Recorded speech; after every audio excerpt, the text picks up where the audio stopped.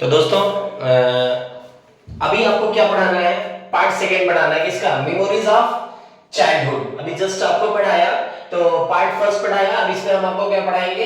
Part second, memories of childhood, यानी बचपन की जो यादें होती थी उसमें दो पार्ट दिया गया है। पहला मैंने जिटकिला का आपका पढ़ा दिया, जिसमें आपको पढ़ाया गया था, पूरी कहानी उसकी बताई गई थी, उसकी डिग्निटी को छीना गया था, उसके बाल को काट दिया गया था।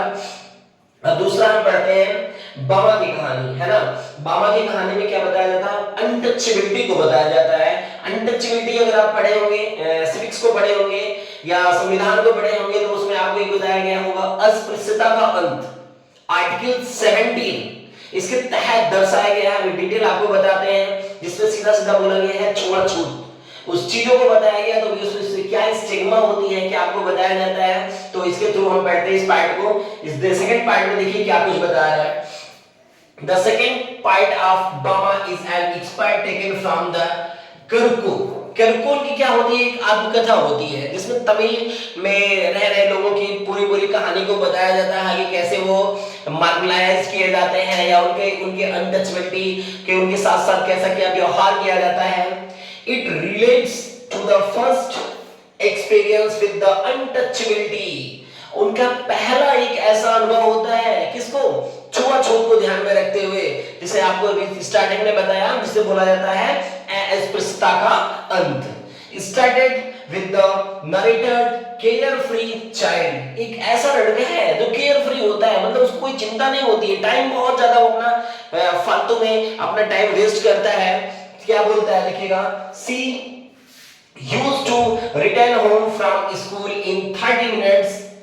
वह अपने घर स्कूल से मात्र 30 मिनट में घर आ जाता है। इतनी दूरी पे उसका स्कूल होता है कि वो 30 मिनट में घर आ जाता है। बट इसमें बहुत सारी चीजें डिफाइन की गई हैं कि वो चार्मिंग सांपों की नाच को देखता है, मंकीज के साथ खेलता रहता है, मार्केट में चला जाता है, उसकी बहुत सारी लाइट को देखता रहता है, और भी जो उसके आसपास दोस्त रहते हैं, टाइमिंग बिताता हुआ घर को पहुंचता है, बहुत टाइम वेस्ट करने के बाद।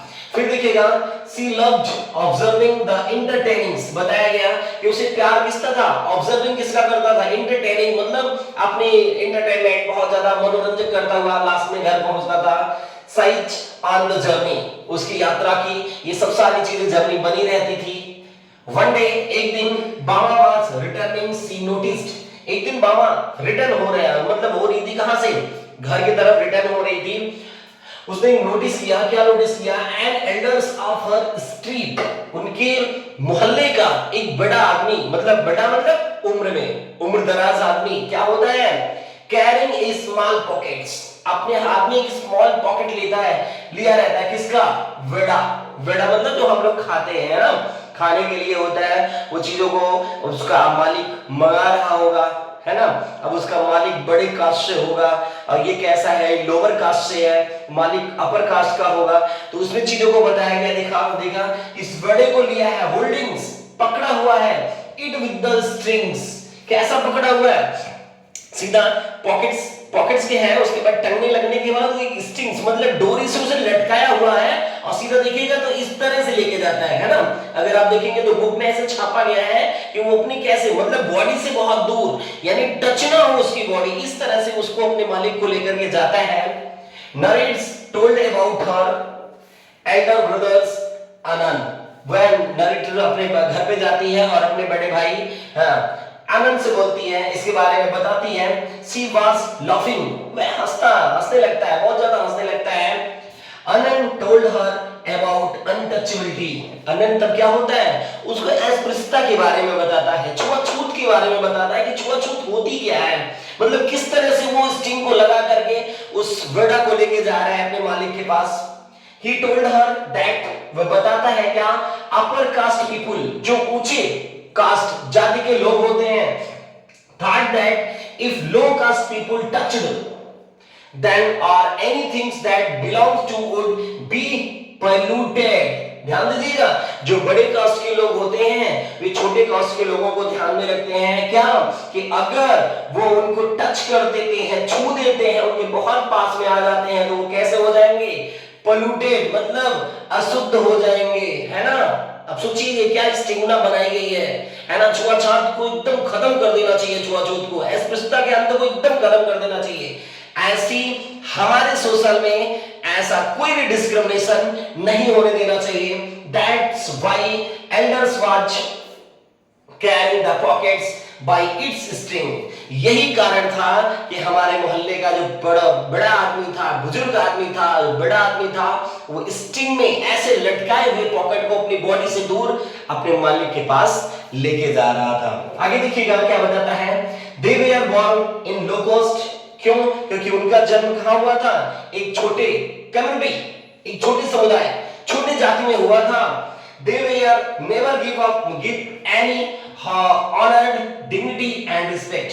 और उन्हें कभी भी आदर, डिग्निटी, उनकी गरिमा और उनको रिस्पेक्ट कभी नहीं मिलता था। ये जान लीजिएगा दोस्तों।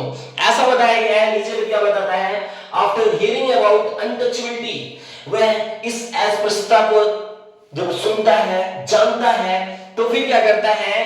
बामा got angry and wanted to be rebel. Bama बहुत क्रोधित होती है और यह क्या सोचती है कि हम इसे खत्म कर देंगे। आगे देखिएगा क्या होता है। अनन एडवाइज्ड, अनन सुझाव देता है, सलाह देता है to her study hard work, कि हमारी पढ़ाई और कठिन मेहनत एंड लर्न, ज्यादा से ज्यादा पढ़ना, learn all that she could, ये सब क्या कर सकता है? इसको खत्म कर सकता है। फिर क्या बताता है? बिकॉज ओनली एजुकेशन, केवल शिक्षा ही क्या कर सकती है? हमारे इन सब पे भारी पड़ सकती है।